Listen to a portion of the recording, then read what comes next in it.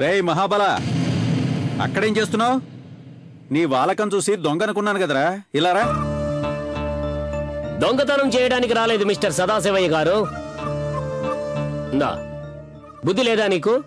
దేవుడి గదికి తాళం వేసి వదిన మనసును బాధ పెట్టావు కదా. నా ఇల్లు నా ఇష్టం, పిచ్చి పిచ్చి ఉపదేశాలు ఇవ్వొద్దు. శ్రీకృష్ణుడంతటి వాడిని మురళీగానం చేయకుండా తాడుతో కట్టేయాలని చూశారు, కానీ కుదరలేదు. బ్రహ్మాండమే దైవం. నువ్వు ఇలా అంటే అలా పోయే తలుపుకు తాళం వేశావు, ప్రయోజనం లేదు. సర్వవ్యాప్తి అమ్మవారే. అవునవును, మీ అమ్మవారు సర్వవ్యాప్తి. అందుకే దొంగ భక్తులు అక్కడ ఇక్కడ ఇంకొంతమంది దొంగ స్వాములే ఆమెను ఆరాధిస్తూ ఉంటారు. దొంగలకి సోంబేర్లకి లీడరు ఆ మీ దేవుడు. మీ కాళ్ళు పట్టుకుంటారు, ఇలా మాట్లాడకండి. మంగళను సదానందను పిలుచుకుని రేపు మన ఇంట్లో భోజనానికి రా. పార్వతి నిన్ననే చెప్పింది. విడుదలయ్యాక 4 రోజుల తర్వాత నువ్వు పిలుస్తావా? నా భార్య కొడుకు తిండికి లేకుండా లేరు. నేను రాను, వాళ్ళని పంపించను. నా ఆజ్ఞను వాళ్ళెవరూ మీరరు. వస్తాను. నేను అమ్మవారికి మాట ఇచ్చి పొరపాటయింది. ఏం చేసైనా నాన్న నొప్పించాల్సిందే. నేను అనేదాన్ని వదిలే మహాదేవి. దైవం నిన్ను ముందుకు నడిపిస్తుంది. మనిషి జన్మం దైవం నుండే, ప్రపంచ నిర్మాణం దైవం వల్లే. అనేక కిరణాల చలనమే దైవ నిమిత్తం. నేను అనేదాన్ని విడిచిపెట్టు. దేవి దగ్గర ఉండే శంఖమే ఎందుకు కావాలట ఆయనకి? అది వారికి తరతరాలుగా సిద్ధి పురుషుల నుండి వచ్చిన శంఖం అంట. సురేంద్ర మహాదేవికిచ్చాడు. ఇప్పుడు ఆ శంఖానికి పూజ చెయ్యాలంట. ఇంత కథ ఉంది. అలాగైతే వెళ్ళి మహాదేవిని అడగండి. శంఖం ఎలాగూ మహాదేవిది కాదు, సురేంద్ర మహాదేవికిచ్చాడు. లక్షలు వస్తాయి. మహాదేవి జీతం ఇంకా ఇవ్వలేదంట. ఏం నీకు ఇవ్వాలనిపించట్లేదా? సదాశివయ్య ఇంటికొచ్చాడుగా, ఇప్పుడు తన కొమ్ములొచ్చాయి. కష్టాల్లో ఉన్నప్పుడు అయ్యగారు దయ కావాలి. ఇప్పుడు అక్కర్లేదంట. ఇంట్లో వాళ్ళకి జీతం తీసుకోవద్దని చెప్పారట. అందుకే తను జీతం ఇక్కడే వదిలేసిపోయింది. పొగరగదు. మహాదేవికి పొగరం చెప్పకు నువ్వు. వాళ్ళ నాన్న సదాశివుడికి నీ గురించి బాగా తెలుసు, అందుకే జీతం తీసుకోవద్దని చెప్పుంటాడు.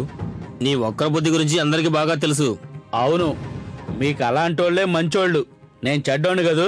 మహాదేవి జీతం 5,000 ఇలా ఇవ్వు, నేనే ఇస్తాను. వద్దన్న దానికి మీరు అక్కడికి వెళ్తే చీప్ అయ్యేది మీరే. అలా అని తను కష్టపడే డబ్బు మన దగ్గరే దాచుకుంటే చీప్ అయ్యేది కూడా మనమే.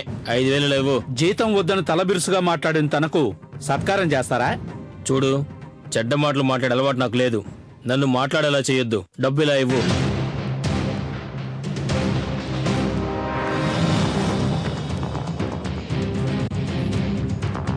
వెళ్ళి బొర్రూపి నాన్నగారికి చెప్పు.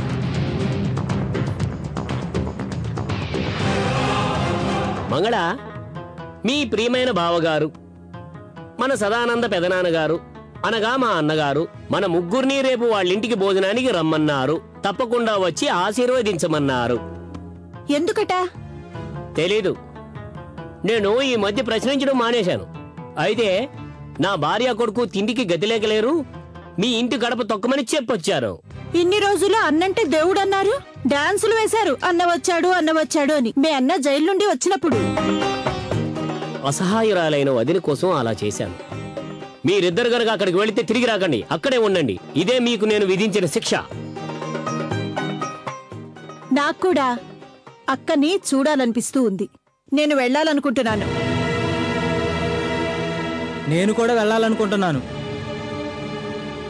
ఇంతవరకు నేను చేసిన వాగ్దానం భంగం కాలేదు. భంగమైన రోజు అల్లా కల్లోలం, కోలాహలం, దుర్గాపురంలో నిషేధం. ఎవరు ఇష్టముంటే వాళ్ళు వెళ్ళండి, నేను రాను. హరహర మహాదేవ.